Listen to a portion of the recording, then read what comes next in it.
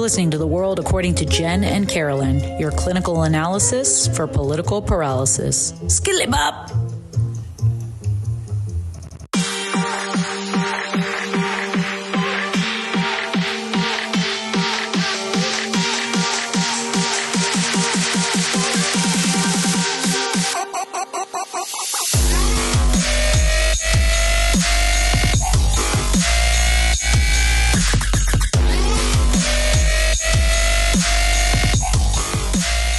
Happy Friday. There's a woman in my office whom I love, so I let her get away with it. But every day of the week is happy fill in the blank. Like happy Monday. And I'm like, there's no such thing. And then she's like, you got up today. You're alive. You have your health. And I'm like, well, since you put it that way, lady. Yeah. And I love her. So I'm like, fine, girl, fine. You're right. I'm happy to be alive. It's a happy Monday. Fine.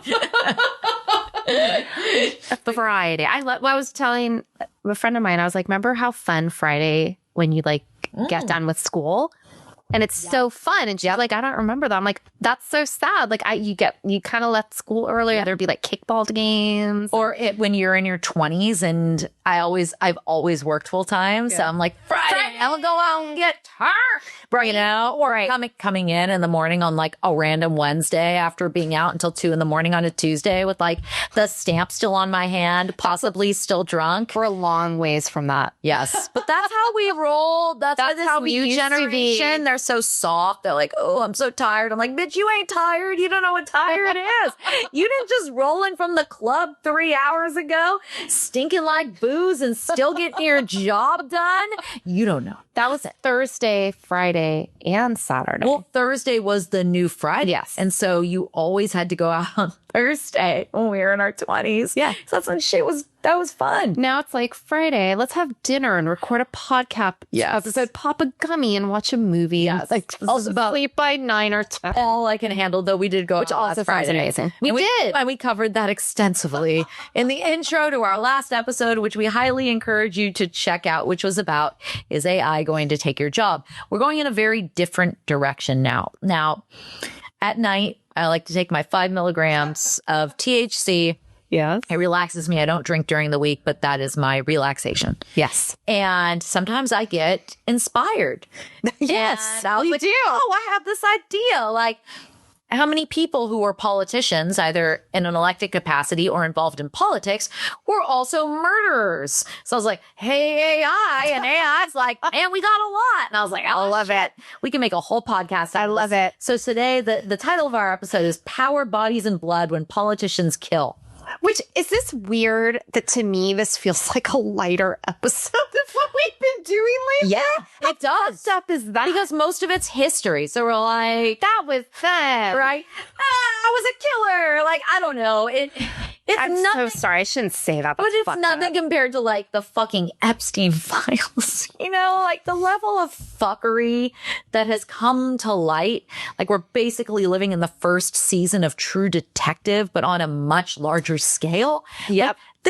And the fact that very few people are like trying to actually, bring these people to justice. It's incredibly disconcerting. Yeah. And so this, by comparison, that's why true crime is an escape for me. I'm like, give me some true crime. Yes. It's all sad, you guys. But, we tend to talk about violence in politics as something kind of abstract, right? Mm-hmm. Like policy violence, structural violence, like the violence associated with war, or even metaphorical violence, so not literal violence. But today we're going to talk about literal violence, as in people who ran for office, held office, advised presidents, or built political movements, and also, killed people. Yes. So We're so sorry. what's disturbing isn't just that it happened, but how often power delayed consequences, this is where it all connects to what's happening now, Yes. softened accountability or made people look the other way. So this episode really is about what happens when political entitlement meets the belief that some lives simply don't matter. Which is very relevant. As you go along this episode, I guess I take that back. It actually is very much set the tone to kind of where we are today. This intro could have been for an Epstein episode. That's exactly what I was thinking. And the spoiler alert here really is that it's not rare, it's not partisan, and it's not ancient history. And if the Epstein files tell us anything in terms of who's in the files, that last sentence makes a lot of sense. Yes. So 100%. Carolyn, can you think of anyone involved in politics who turned out to be a murderer? Being from San Francisco. Yeah. Dan White. That's a good one. Now remind people what he did. Dan White, also known for the famous Twinkie defense, right? Shot and murdered Harvey Milk and Mayor Moscone. Yeah. And if you watch the movie Milk, oh God, it's a great movie. Yeah, it's a great movie. I think about it every time I go into City Hall, and I'm in City Hall hut, and I'm like, oh, a lot of it was filmed. Yep, there too. But yeah, very good movie. Very sad movie, but kind of uplifting too in its own way. Yes. But yeah, and then it's funny when I was looking for apartments in North Beach.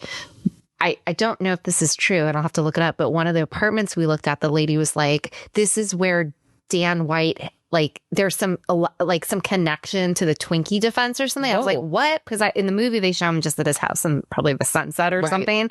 But that's who I always think of when I think of political killers. That's a good one. Almost to the point where I don't think of anyone else. Interesting. So that was the first one that came to mind, and then I was actually like, those people. But I think also too, for most of us, we don't know about these people. I think of John Wayne Gacy because of John Wayne Gacy's involvement in the Democratic Party and running the JCs or whatever that group was, which was tied to politics. That was newer for me though, because when we first learned about John Wayne Gacy in high school, thanks Arthur Gauss with his song John Wayne Gacy that he somehow got away with playing at the prom of a Catholic school. I don't know how that happened, but it was we love you, Arthur. Most people weren't listening to anything you were saying. Have people been listening, especially the administration? I think they probably would have checked into your psychological well-being. But the connection between him and all the Chicago stuff, I didn't put together till I watched documentaries later. I didn't know that. Yeah. No, John Wayne Gacy, like there's a famous picture of him with Rosalind Carter. Yes. And he had access, and he had a criminal record by that point for sodomizing a minor. And apparently they didn't do as good a job vetting people as nobody clearly with the Trump administration, they know what those people have done. They're like, we don't care. Because they never care. And Pete Hegseth, whatever. Say his name right. No one cares. Yeah, he doesn't deserve it. Long story short, no one gives a shit if you have money and power. The end. That's right. Actually, unfortunately, a lot of people do. And that's why these folks aren't often brought to justice. Yes. So that's what we're seeing right now. But, before we get into cases, we need a frame. Let's put a frame around this dog. Yeah, let's contain this. What's our container look like? So politics selects for 3 traits that, when unchecked, can be catastrophic: narcissism, moral certainty, access to power with minimal oversight. And this reminds us of when we did our episode about narcissism.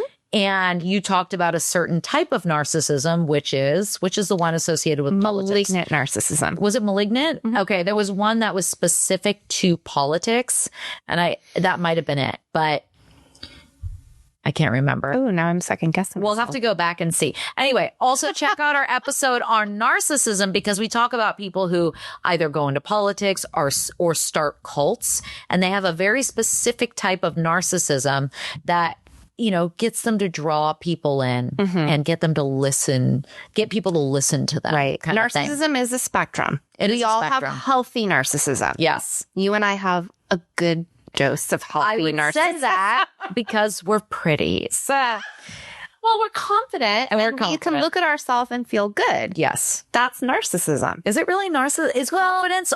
Can you conflate that with narcissism?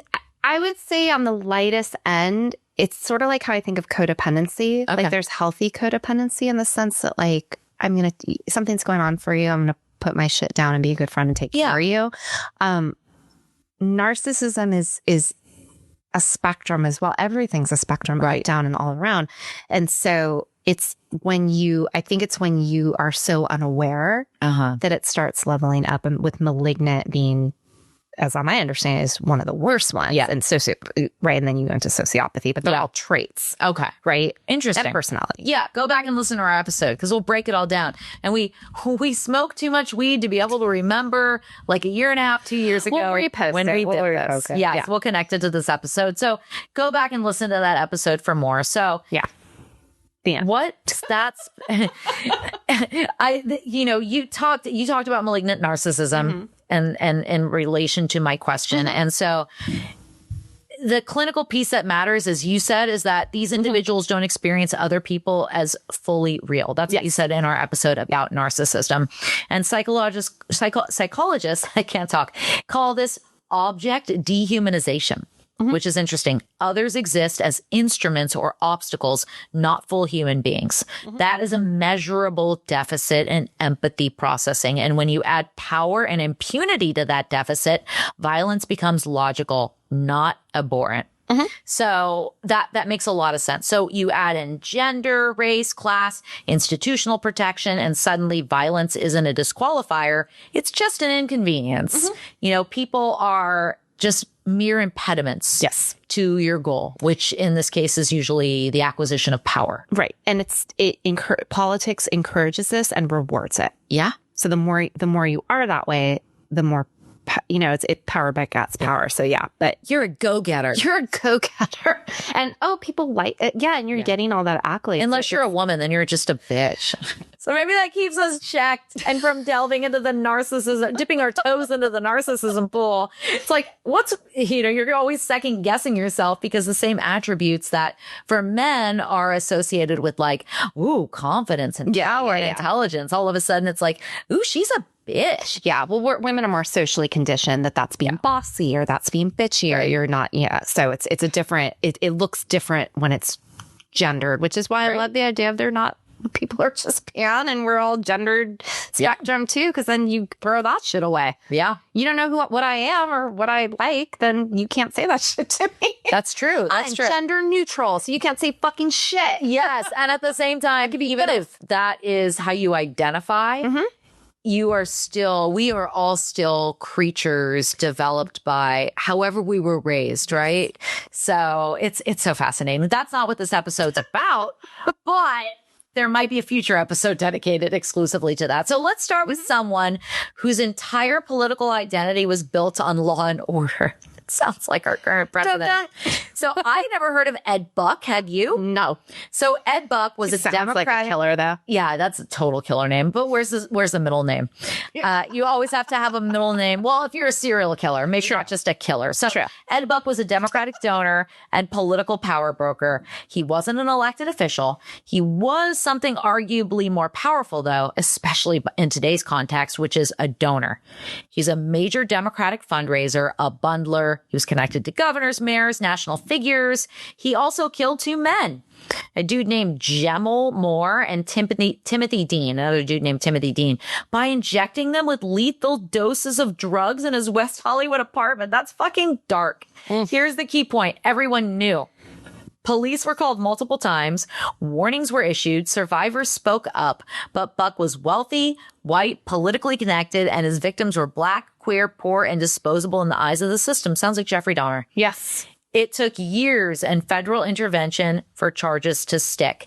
This wasn't a failure of information. It was a fucking failure of will. Yes. And privilege, right? Yep. And it exposes a core truth. Political proximity can act like a shield, even when the bodies pile up. Now, Carolyn, I think you want to say more on this. Well, you talk about the failure, and clinically, failure of will almost sounds too passive to me. It does. Yeah. So what It's like we're a pass. Right. We're actually looking at what you're talking about, systemic dehumanization operating in real time. So Bandura is a very famous, if you're studying psychology, you're going to definitely be reading about this guy. But he talked about the concept of moral disengagement to explain how ordinary people and institutions justify inaction in the face of harm.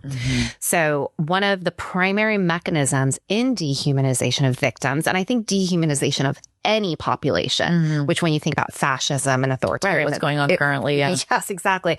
So when people are being harmed, if they're already seen socially constructed as less valuable, the threshold for intervention decreases or increases dramatically. Yeah. So Moore and Dean were Black, queer, poor, unhoused. So Ed Buck was white, wealthy, politically useful. So the system didn't fail to see the danger. It calculated that some lives weren't worth, which is fucked up, the political cost of accountability. Yeah. And we see this all the time. Like tons of Black people or tons of Black kids are American Indians. But when it's a white person, especially a white woman, big news story. So yeah, that's why so many serial killers historically have gone after sex workers. So like, nobody's going to miss these people. Exactly. That's why fucking the Green River Killer was able to do what he did for so fucking long. What do they call them in the police world? I don't know. Oh, persona non grata? Or it's like not a real person or something like that. Or it's a really terrible It's term. an interesting thing too, because I've now listened to a lot of police. I can't remember what documentary it was specifically, but there are police who were on the Green River case, and they're crying. They're like, we were invested. They're like, I get this. Like, sure, there were people within the department who didn't care, but they're like, we were invested. Like, this was somebody's baby. Yeah. And that moved me, because so often, and I do believe the narrative, because it's reinforced constantly. Yes. That these people don't matter or perceived as not mattering. But there are people within the system who are supposed to not care, because a lot of people around them don't care. Right. But they actually do give a fuck. Yes. So it's hard. That's hard for me. Anyway. Yeah. So, and then we look at too, I think we're seeing this with Epstein too, like for the survivors who do speak up, they were ignored. And it's institutional betrayal and betrayal. There's Freyd. I quote this 1996 Freyd and Burrell article, but betrayal trauma theory is a thing. Oh, interesting. I haven't heard about that. What it is shows that? when the institutions people depend on for safety actively ignore harm. The psychological damage is actually worse than the original trauma. That's been happening to people of color in our country for so long. And yes, and children and anyone. So the men harmed by Buck and then harmed again by every system that looked away. And we're seeing that with survivors of sexual trauma. You're harmed by the rape, but then you're also harmed by people going, well, what were you wearing? Right. Well, were you drinking? Right. Did you say no? I'd like to think we've made some progress in these processes, but I think that it's, I think it's not across the system. I think you get people who understand and conduct these interviews in the necessary sensitive manner that they need to be conducted in, and have like professionals in the room that can, be there for the survivor. But there's still far too many places where just harm is reinforced. More DEI, so we have more women and people of color and people who, anyway. Yeah. So happy time. Cool. Let's move on to this guy called Bud Dwyer. See, that seems kind of serially too. Why do they all sound? I know. It's just white men names, man. A lot of them sound good. Yeah, but there's only one good Bud to me, and that's Bud Bundy. That's right. It's definitely not Budweiser, because that tastes like ass. So Bud Dwyer was a treasurer of Pennsylvania. You're gonna remember this. Okay. He was convicted of corruption. He was facing prison. In 1987, he called this press conference. He read a statement insisting on his innocence, and then he fucking shot himself on live TV. I don't remember this at all. Do you remember the song 83, Hey Man, Nice Shot? No. By Filter? No. I wish I would have met you. It's in the Cable Guy soundtrack, but now it's a little late. And the chorus is, hey man, nice shot. It's about this. I was only 5. No, but the song came out when we were in high school. I never really seen all of the Cable Guy. Oh my God. I've seen that movie. I heard 50 times in a row. Okay. But it's on the soundtrack, but it was also a very popular song in the 90s when we were growing up. So, okay. It's more than R&B 90s girl. It's more of a Mariah Carey. I was definitely into the grunge and the hardcore scene, in addition to the stuff you mentioned. So this obviously isn't a murder of another person, but it's political violence nonetheless. Jeez, he shot himself on screen? Yes. It weaponized the public, the media, and the state. And, his act traumatized viewers, of course, reporters, staff, and became a cultural artifact passed around without context, like the Filter song. We're going to go upstairs and we will do it as soon as we're done. Okay. But I've seen the video because of thanks Faces of fucking Death. I'm pretty sure Faces of Death. Really? Yes, Faces of Death. It is. I don't know how I watched that as a kid. Because I was a kid when I watched this stuff. Serious? Yeah, I watched it with my mom. See, this is when I'm like, I'm failing as a parent. I think about the shit my mom did. Yeah, and that wasn't even the abuse. And I'm like, I'm winning. I'm winning at this parenting thing. Jeez. It is very graphic. I've never even heard of you that. watch somebody like die by suicide that way in a movie, and I can't even look when they do stuff like that. It's even when it's gory, it's not half as fucked up as what you saw in this video. Gee, I've never even heard of this. Oof. Fucked up. I'll just play the song for you. I won't make you watch the video. Okay. So, Carolyn. Yeah. And this raises the question, when politicians self-destruct publicly, who pays the price? And why are we so willing to mythologize them instead of interrogating the harm? Mm-hmm. Yeah. And, both these questions are deeply connected. And I think the answer to both is the same. We mythologize precisely so we don't have to answer to who pays the price. Mm-hmm. And what Dreyer did produced what researchers call vicarious trauma. We've heard that term before. If you're looking for the source, that's McCann and Perlman, 1990, established what witnessing sudden violent death, even through a screen, activates the same neurological threat response as direct exposure. This has been studied even in 911 callers. Or 911 dispatchers, right? I don't know how they do that job. I don't know. I was literally just having this conversation with my husband. Yeah. I know some who are, and they're very interesting people. I bet. Very, very like nothing phases them. At least on the outside. True. There you go. Probably internalizing it and going to get like fucking stomach cancer because that's what happens. They all drink a lot. I will say 3 that I know. There you go. Do love their sippies. So reporters in the room, staffers, people who watched on live TV, many experienced acute stress, but lasting PTSD symptoms. Those people are never mentioned, right? Like the ripple. Yeah. But when we consider the spectacle of any powerful person's collapse, the drama, the defiance that he stood by his innocence narrative, we redirect grief and attention toward the person with power and away from the harm or the act it caused. U.S. men's hockey. Their trauma becomes backdrop to the story. Yeah. So Ridgway's another researcher's work on status characteristics describes how high social status functions as a kind of shield. Mm-hmm. And we extend more empathy, more complexity, and yes, but more to people who we've already decided matter. Versus like, to your point, like Dreyer getting a rock song. Yeah. The traumatized reporter gets nothing. So I want to name something uncomfortable. Are you ready? Always. Right? Public self-destruction by powerful people is coercive control. Yeah.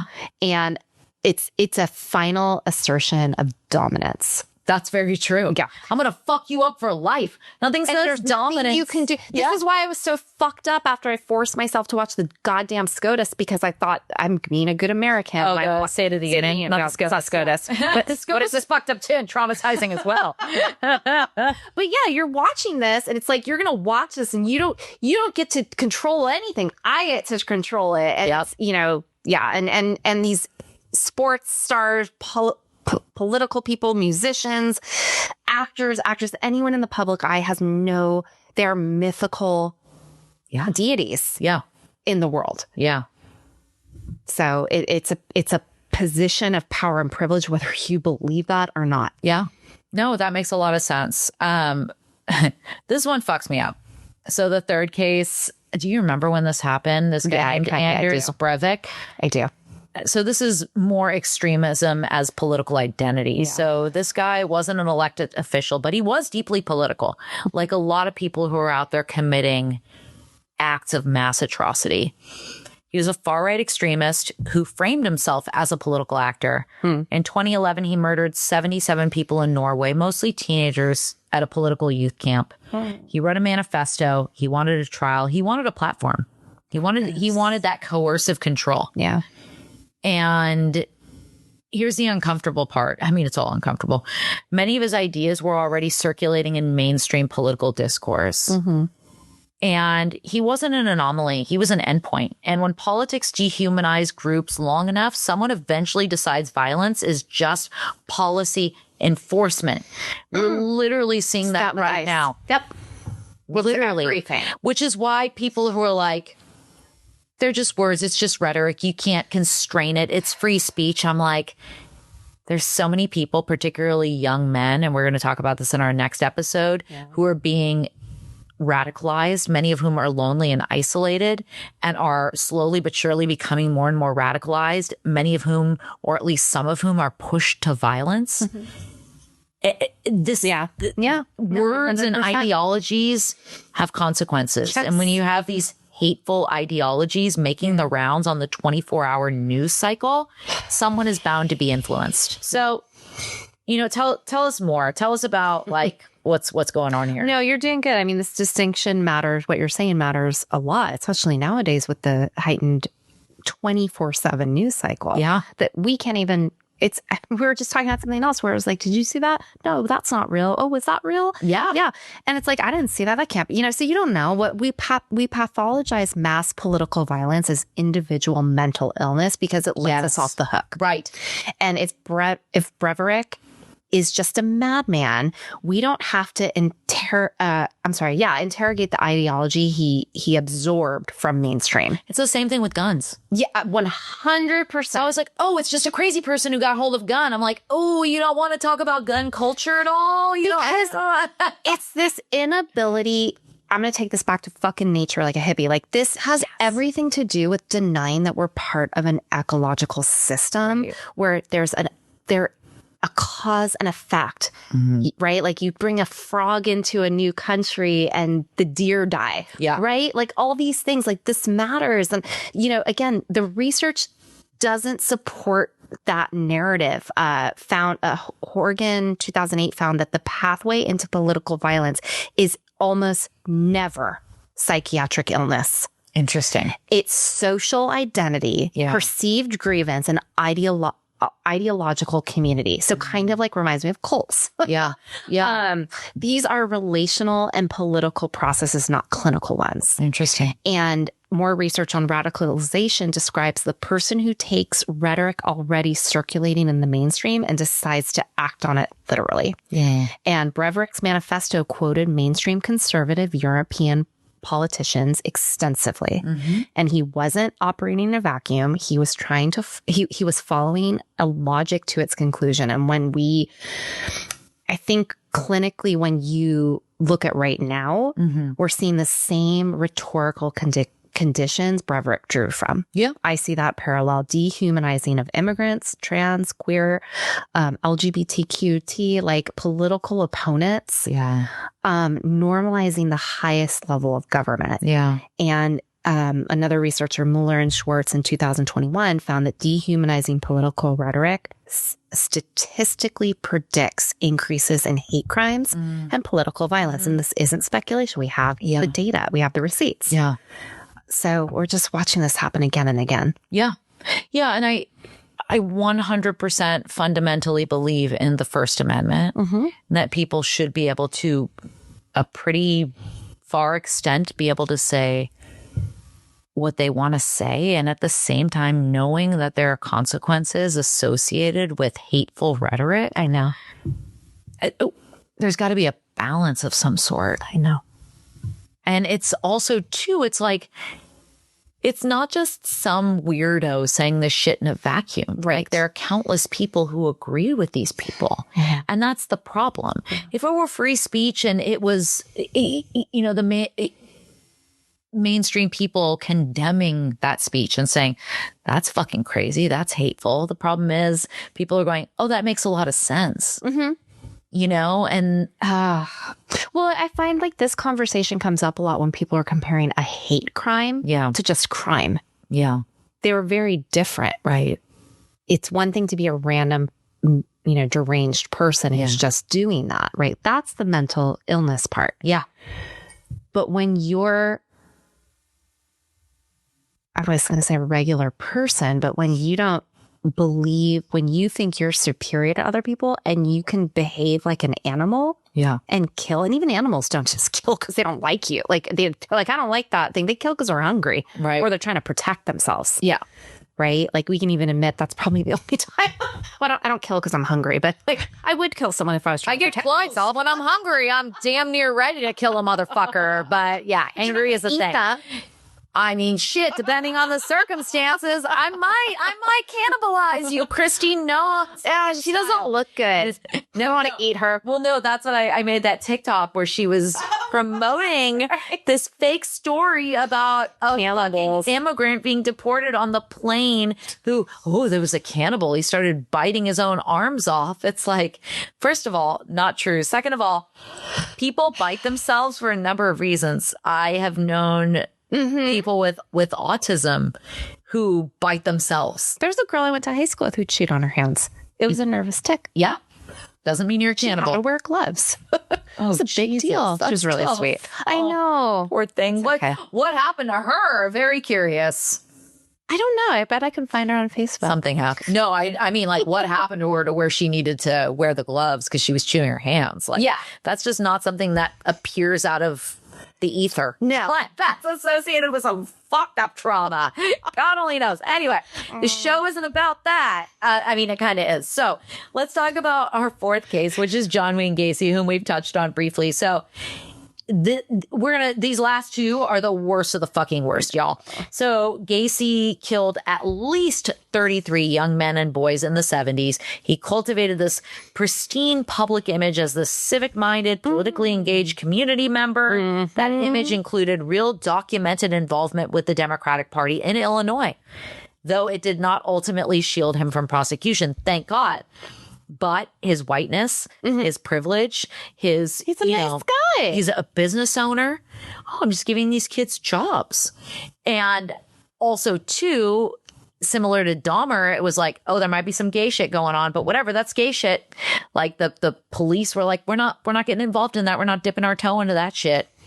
You know, and that's why Dahmer and Gacy were able to commit so many crimes, kill so many boys and young men. So, you know, his role as a Democratic precinct captain in suburban Chicago involved organizing voters, supporting Democratic candidates, acting as a local party liaison. As I mentioned, he was photographed with Rosalind Carter. Like, you know, he was wrong. Right? He was a business owner. He was a civic volunteer. He was active in local organizations, that JCs that I mentioned. What did go wrong with him? Like, what? I don't remember. It's been a while since I've watched that documentary. Like, what's his deal? Like, what happened to his parents? Kid? Yeah. I think he had some shitty upbringing. I don't know how bad it was necessarily, but I think a lot of his shit came from his repressed homosexuality and self-hate. Okay. And turning that, and this is your field, not mine, but like turning that self-hatred externally. Read The Velvet Rage if you're more curious about this topic. That sounds very, very, very familiar. But yeah, I think that's what motivated a lot of his behavior. Yikes. So, but there are a lot of people who don't feel comfortable with their sexual identity who don't do this. Yeah. So it, again, what's going on in their minds? And he dressed up as a clown. That is another fucked up factor here. Like the dressing up and he did everything wrong too. Like clowns are not supposed to have like sharp arched clown makeup. And he's like, I'm gonna do my own thing. Yeah, he's like, I'm gonna scare the fuck out of kids. Yeah, young man, come here. Let me put these handcuffs on you. Clown like photos everywhere in his house too. He was an artist. And he painted clowns. He painted them himself. That's fucking He was weird. actually a decent artist. Fucking crazy. But, and there's also a law. I can't remember what the name of the law is, but he was enriching himself from prison. He was selling his art. He was signing things for people. And the families of the victims were like, oh, hell no.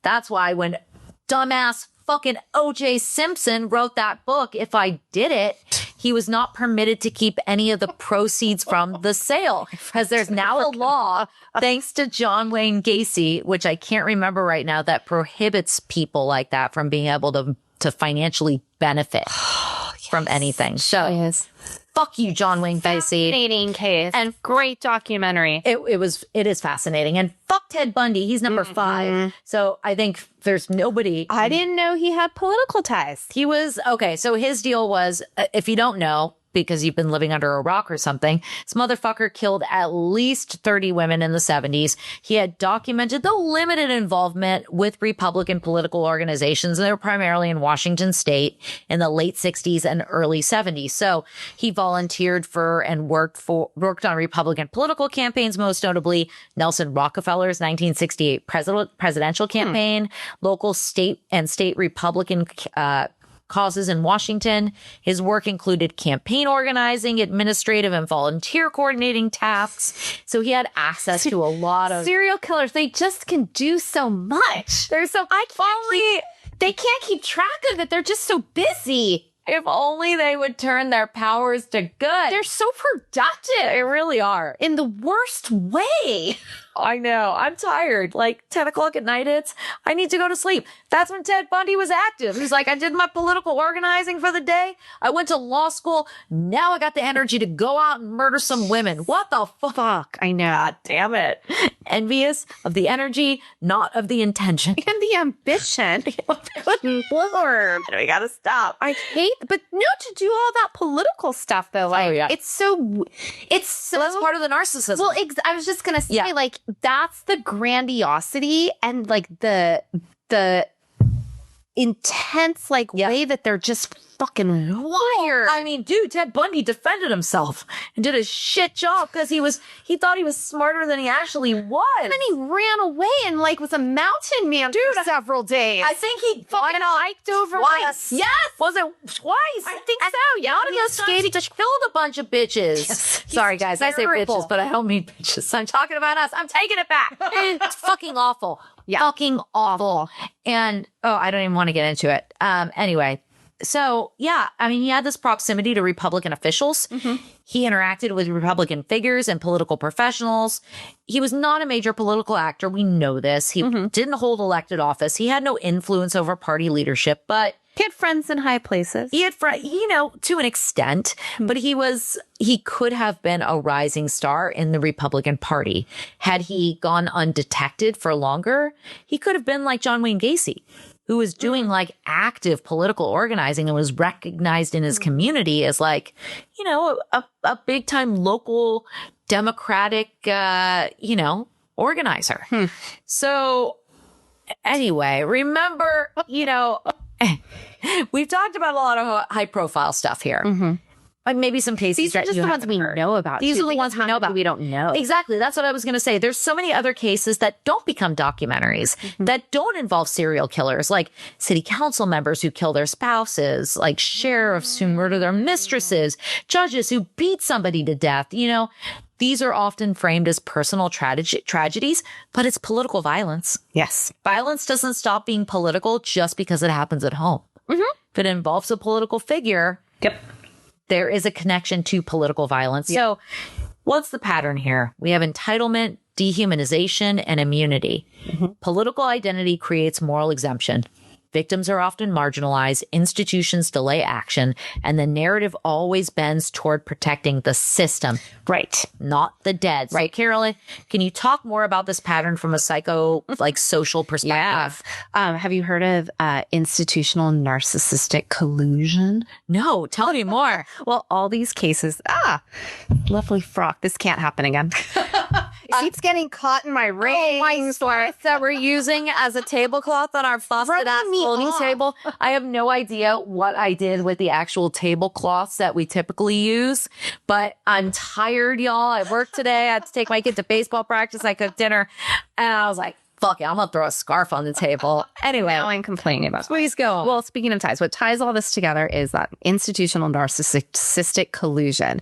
What sustains an individual's belief that power exempts them from consequences is a system that keeps confirming that. Yeah. Ta-da! So every time, and we've seen this in sports, we've seen this in anyone who's high profile, right? Yeah. Anytime all of it's not even high profile, like the college jock or the high, the college. It's always a dude. I'm like the high school cheerleader. No, it's the high school football star or basketball star, right? Yeah. Sorry, sports.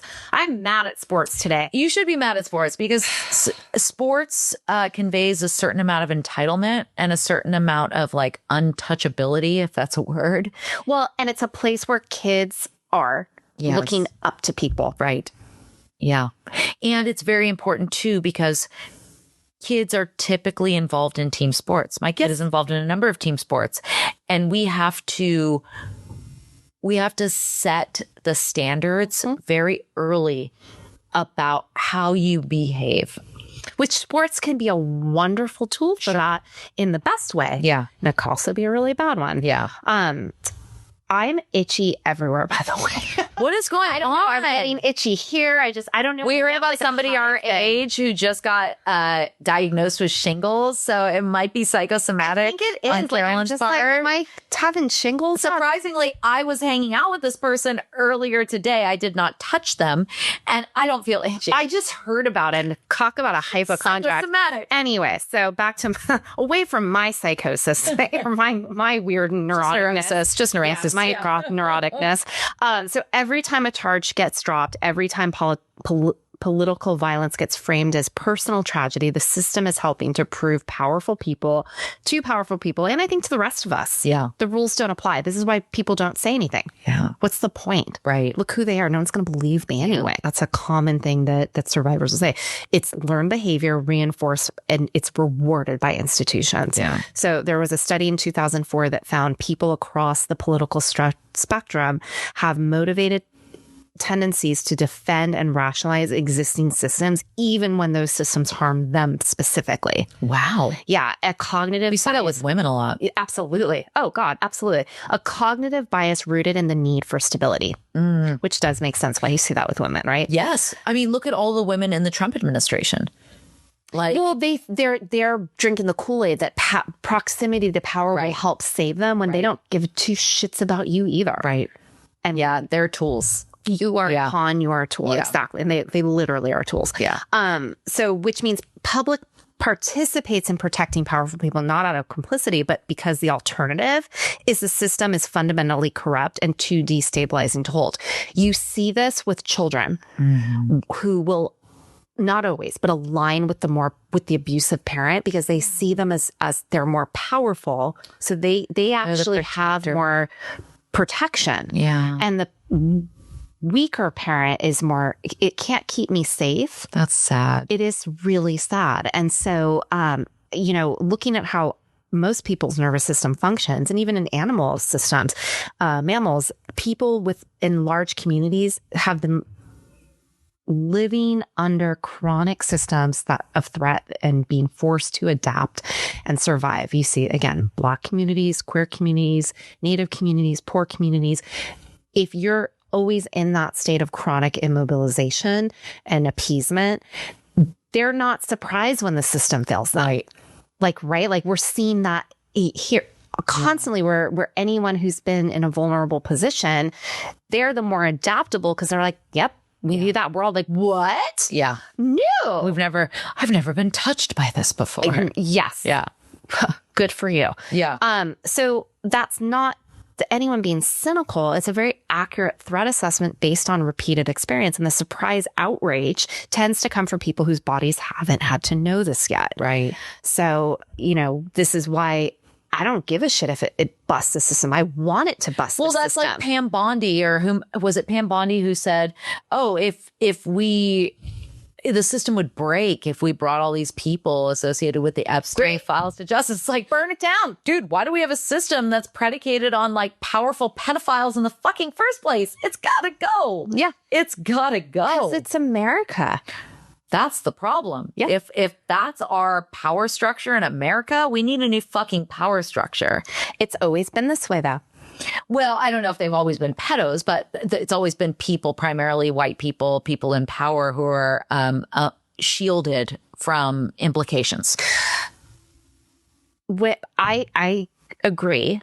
And I think when you look at Native history and Black history, when those children were seen as ownership and commodities. As so property. the abuse is inherent. Right.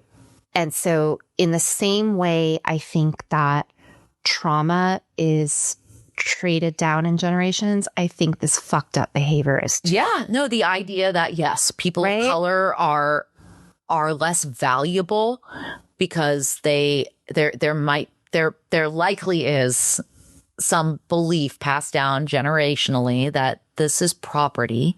Same thing with women. Like, women, they shouldn't have any fucking rights. Like, I think these things, these ideologies, philosophies, as fucked up as they are kept alive by a certain segment of the population. And I think that these ideologies and philosophies, et cetera, are concentrated amongst a lot of people who have power. But they're very afraid. They don't have power and they know it. Yeah. And so they use fear and manipulation and violence to create power. Well, the power cult leader. Yeah. Their power is, it's not, they're not infallible. Like it's not a strong edifice of power. Like, and that's why racism works so well and turning working class people, white working class people against black working class people works so well. And unfortunately, the people who should be banding together, who are stronger together, who have more in common than they don't, are falling victim to the lies of these powerful people whom the lie benefits only those in power. Yes. And that's the fucked up part. Yeah. Anyway, you all know this. You all know this because you listen to the world of Jen, according to Jen and Carolyn, and you know, this is your life. So we're speaking to the choir, or preaching to the choir, but sometimes the choir needs a good sermon. So this is what we fucking do. So, you know, our final thought here is, I like the way this is framed, the lie of civility. Yes. You know, we're told politics is about debate, compromise, and being civil. Yeah. There are rules to this, which is how the Democrats play, and the Republicans are playing a totally different game. We're like, but the rules. And they're like, there are no fucking rules. We make the rules. I'm like, we need to get on that level. So history tells a much darker truth, and current events are telling a darker truth. Politics is also about who gets hurt and who gets away with imposing that hurt. Yeah. So the danger isn't just violent individuals. It's systems that treat power as innocence. And until that changes, murder in politics won't be an exception. It'll be a feature. So we're going to keep seeing this. It might not necessarily be in the literal ways that we talked about here tonight. Yeah. But we're seeing it. And it's getting quicker and quicker in real time. Yeah. That heat has turned. Do you feel like the heat's turned up? I do. And I think this is what societies who have gone through like really hardcore repression feel. And then unfortunately, it's too late. Like what happened in Nazi Germany, right? People, everyday people are going, something is happening. This is fucking crazy. Oh, but don't worry. Nothing is going to undermine the fundamental, like, core values of this democracy that we've built. And it's like, surprise, bitches. We're all handmade. Yeah, exactly. Or you're in our families in the concentration camps. Like, it's just that it happens quick, especially if you're not paying attention. And it's already happening. Yes. And especially if you have been lulled to sleep and you think, this can't happen here. No. Like, this is the oldest democracy, i.e. America. Nothing can, we're impenetrable. Like, nothing is going to really fundamentally. We're the Titanic, goddammit. We are. I mean, we could be. Any system could be. And any system falls victim to this sort of fast decline when people don't pay attention, and not just don't pay attention, don't stand up and say, what the fuck? And so I'm taking, yes, things feel very dire, but also more and more people whom have never said that they're political, which I think is stupid.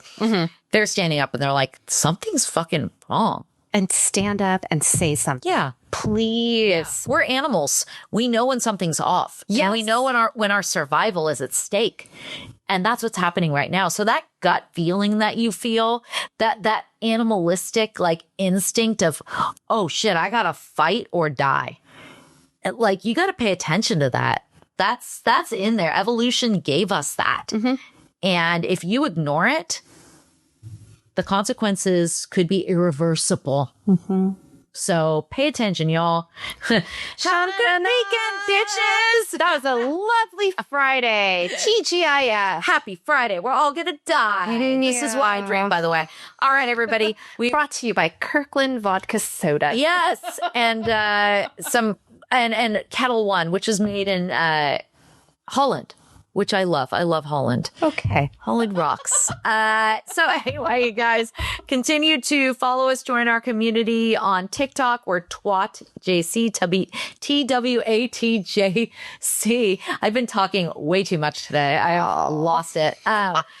Yes, and we're on Facebook, Instagram, YouTube. Just fucking follow us. Yay. Send us a text, which you can do through our platform on Apple and Spotify. We want to hear from you. Right now, it's just Jen and I texting each other inane shit. Testing, hoe bag. We need more. We need to hear from you. We appreciate you. We love you. And we're so happy that you're listening. Stay safe, everybody. We'll see you in like 2 weeks, dog. Yeah. Bye. Bye.